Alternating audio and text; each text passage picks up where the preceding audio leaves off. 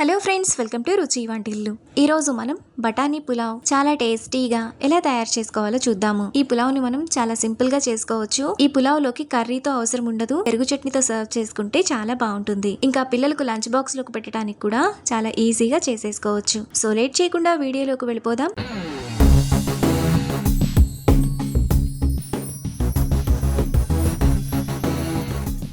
ముందుగా బఠానీ పులావ్ చేసుకోవడానికి స్టవ్ మీద పాన్ పెట్టుకొని అందులో 1 టేబుల్ స్పూన్ ఆయిల్ వేసుకోవాలి.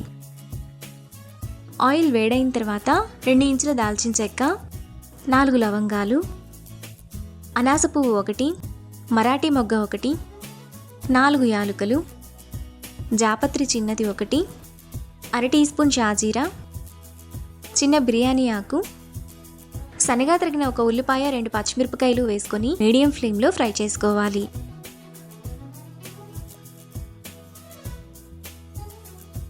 ఉల్లిపాయలు ఇలా బాగా వేగిన తర్వాత అందులో 4 టేబుల్ స్పూన్ల ఫ్రెష్ పచ్చి బఠానీ, చిన్న చిన్న ముక్కలుగా కట్ చేసుకుని 1 క్యారెట్ వేసుకొని మరో 2 నిమిషాల పాటు మీడియం ఫ్లేమ్లో ఫ్రై చేసుకోవాలి.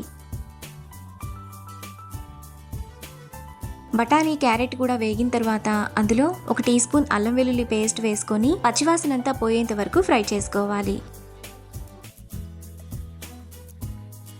అల్లం వెల్లుల్లి పేస్ట్ కూడా వేగిన తర్వాత అందులో అర టీ స్పూన్ కారం, అర tea spoon biryani masala, 1 tea spoon ధనియాల పొడి, 2 టేబుల్ స్పూన్ల పెరుగు వేసుకొని 1 నిమిషం పాటు సిమ్ ఫ్లేమ్లో కలుపుకోవాలి.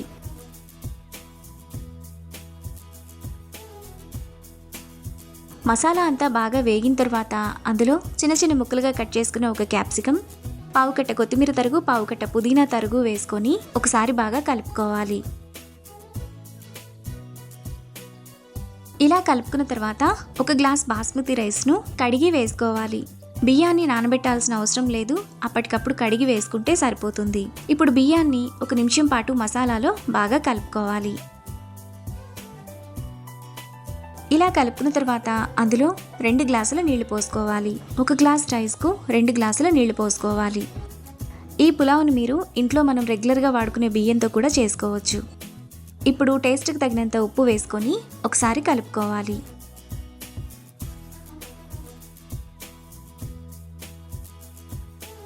ఇలా కలుపుకున్న తర్వాత రైస్ను మీడియం టు హై ఫ్లేమ్లో ఉడకనివ్వాలి.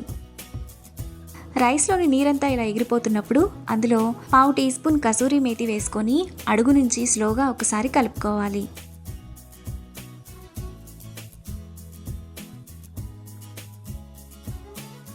ఇలా కలుపుకున్న తర్వాత మూత పెట్టుకొని రైస్ను 10 నిమిషాల పాటు సిమ్ ఫ్లేమ్లో ఎగరనివ్వాలి. 10 నిమిషాల తర్వాత రైస్ మనకు ఈ విధంగా పొడి పొడిగా రెడీ అయిపోతుంది. ఇప్పుడు రైస్లో 2 టీ స్పూన్ల నెయ్యి వేసుకొని మూత పెట్టుకొని స్టవ్ ఆఫ్ చేసి మరో 2 నిమిషాలు ఆగిన తర్వాత సర్వ్ చేసుకుంటే రైస్ ఫ్లేవర్ బాగుంటుంది, ఇంకా పొడి పొడిగా చాలా బాగా వస్తుంది. 2-3 నిమిషాలు ఆగిన తర్వాత బఠానీ పులావ్ మనకు ఈ విధంగా చాలా టేస్టీగా పొడి పొడిగా రెడీ అయిపోతుంది. ఇప్పుడు ఈ పులావ్లోకి పెరుగు చట్నీతో సర్వ్ చేసుకుంటే ఎంతో టేస్టీగా సింపుల్గా చేసుకునే బఠానీ పులావ్ రెడీ. ఈ రెసిపీని మీరు కూడా ట్రై చేసి మీకు టేస్ట్ ఎలా కుదిరిందో నాకు కామెంట్స్లో షేర్ చేయండి. ఈ వీడియో కనుక మీకు నచ్చినట్లయితే లైక్ చేసి, షేర్ చేసి, సబ్స్క్రైబ్ చేయండి.